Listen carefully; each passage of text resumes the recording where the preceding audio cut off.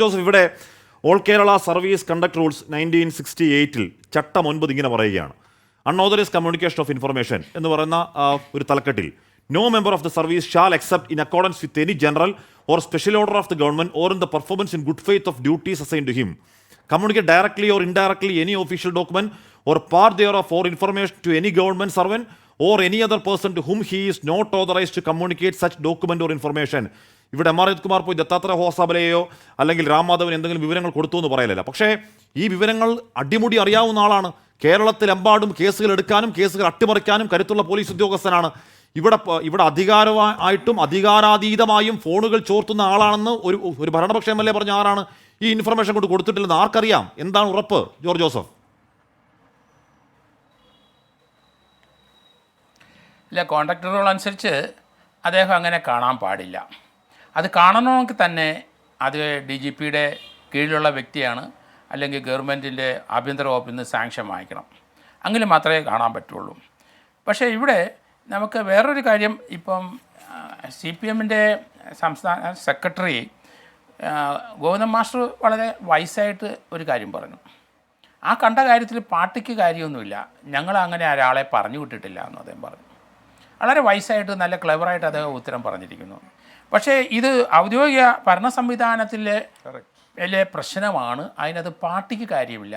ഭരണ സംവിധാനത്തിൽ ആരെ നിയമിച്ചിട്ടുണ്ട് പാർട്ടി, അവരാണ് ആൻസർ ചെയ്യേണ്ടത്. അതുകൊണ്ട് മുഖ്യമന്ത്രിയും അതുപോലെ തന്നെ അവിടുത്തെ P ശശി, അദ്ദേഹത്തിൻ്റെ പൊളിറ്റിക്കൽ സെക്രട്ടറി, അവരാണ് അതിൻ്റെ ഉത്തരവാദി എന്നുള്ള രീതിയിലാണ് ഇപ്പോൾ CPMൻ്റെ സംസ്ഥാന സെക്രട്ടറി പറഞ്ഞു വച്ചിരിക്കുന്നത്. പക്ഷേ ഇവിടെ നമ്മൾ അദ്ദേഹത്തിനെ എന്തിനു പോയി കണ്ടു, അത് സ്പെഷ്യൽ ബ്രാഞ്ച് റിപ്പോർട്ട് ചെയ്തിട്ടുണ്ട്. അപ്പോൾ അദ്ദേഹത്തിന് ഒരു മെമ്മോ കൊടുത്തിട്ട് എന്തിനു കണ്ടു, ആര് പറഞ്ഞിട്ട് കണ്ടു എന്ന് DGP ഒരു മെമ്മോ കൊടുത്തേ പറ്റുള്ളൂ, അല്ലെങ്കിൽ ആഭ്യന്തര സെക്രട്ടറി കൊടുത്തേ പറ്റുള്ളൂ. എന്തിനാണ് പോയി കണ്ടത്, ആര് പറഞ്ഞിട്ടാണ്, എന്താണ് കമ്മ്യൂണിക്കേറ്റ് ചെയ്ത്, അത് അദ്ദേഹം പറയട്ടെ, ഞങ്ങളോട് ഒന്നിച്ച് പഠിച്ചതാണെന്നോ അല്ലെ ഫ്രണ്ട്ലി ആണെന്ന്. കാരണം സംസ്ഥാനത്തെ ഏത് പോലീസ് ഉദ്യോഗസ്ഥനായാലും ശരി, അവൻ്റെ ഡ്യൂട്ടി വിട്ടിട്ട് മറ്റൊരു കാര്യത്തിന് പോകണമെന്നുണ്ടെങ്കിൽ തീർച്ചയായിട്ടും ആ ഡ്യൂട്ടിയുടെ സംസ്ഥാന DGPയുടെ ഒരു കൺസെൻറ്റ് വേണം, ഉത്തരവ് വേണം. അപ്പോൾ ഇങ്ങനെ പല പോലീസ് ഉദ്യോഗസ്ഥരും പലരെ പോയി കാണുന്നതൊക്കെ തെറ്റാണ്. ഇത് മാത്രമല്ല, പലരും ഞാനത് കാണുന്നുണ്ട്. പക്ഷേ അതൊക്കെ കോൺട്രാക്ട് റൂൾസിന് എഗൻസ്റ്റാണ്. അത് തന്നെയാണ് ആ പ്രൊവിഷനിൽ ഇപ്പം വായിച്ചതും തന്നെ. അത് തന്നെയല്ലേ നമ്മളിപ്പം ഔദ്യോഗിക കൃത്യത്തിൻ്റെ ഭാഗമായിട്ട് പോയി കണ്ടാൽ അത് നേരത്തെ ഇൻറ്റിമേറ്റ് ചെയ്യാം. DGP അല്ലെങ്കിൽ home secretary intimate, chief secretary intimate ചെയ്തിട്ട് പോയി കാണാം. ഇവിടെ അങ്ങനെ ഒരു കാര്യത്തിനൊരു മെമ്മോ DGPക്ക് ഇനിയും കൊടുക്കാമല്ലോ. അപ്പോൾ ഇതൊക്കെ ഒരു ഡിസിപ്ലിൻ്റെ ഭാഗമായിട്ട് എനിക്ക് കാണാൻ പറ്റുള്ളൂ.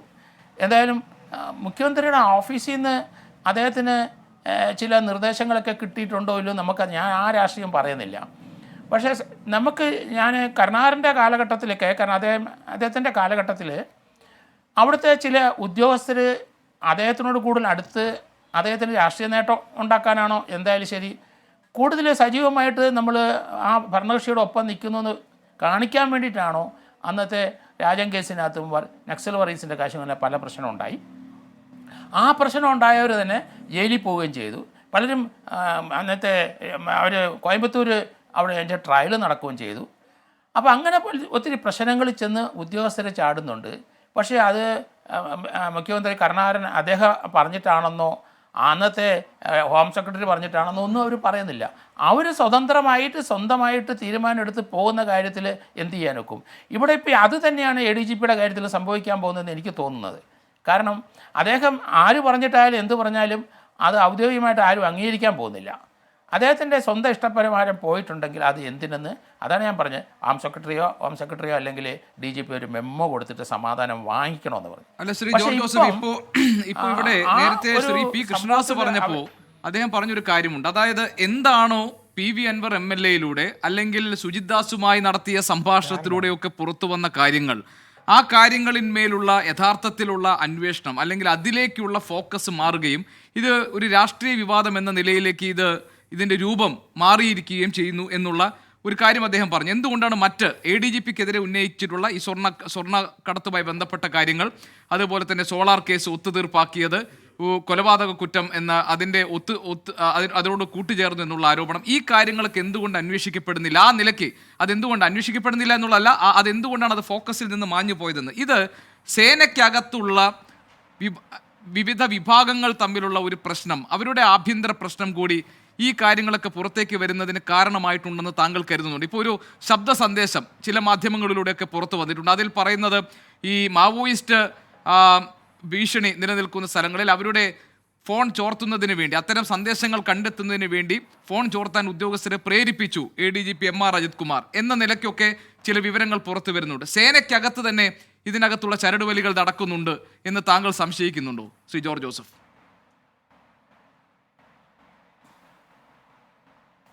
തീർച്ചയായിട്ടും ചാനൽ പല ഗ്രൂപ്പുകളായി മാറിക്കഴിഞ്ഞു എന്നാണ് എനിക്ക് തോന്നുന്നത്. കാരണം ഇപ്പം നമ്മൾ ആ ഒരു അച്യുതണ്ട് ADGPയുടെയും അജിത് ദാസിൻ്റെയും നമ്മൾ കണ്ടു. എത്ര ആരോപണം അതിൻ്റെ അകത്ത് വന്നിരിക്കുന്നത്.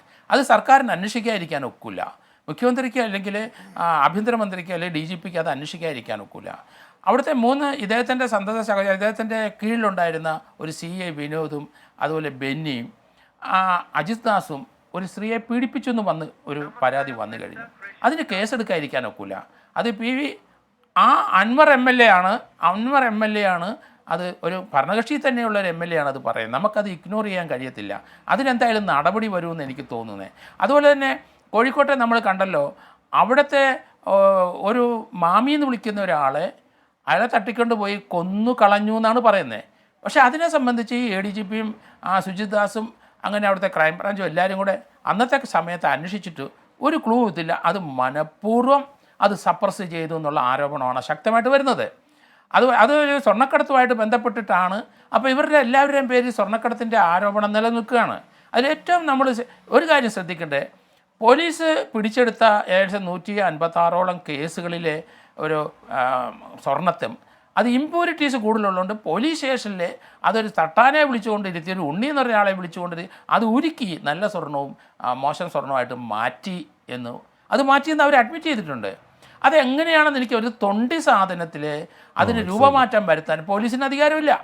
പോലീസ് സ്റ്റേഷനിൽ ഒരു തട്ടാനെ വിളിച്ചിരുത്തി അത് നല്ലതും ചീത്തയായിട്ട് തിരിക്കാൻ അവർക്ക് അവകാശമില്ല. അതൊക്കെ നിയമവിരുദ്ധമായ കാര്യങ്ങളാണ് ADGPയും സുജിത് ദാസും ചെയ്തതെന്നുള്ള കാര്യം സംശയമില്ല. അതിനെപ്പറ്റിയൊക്കെ അന്വേഷണം വന്നല്ലേ പറ്റുള്ളൂ.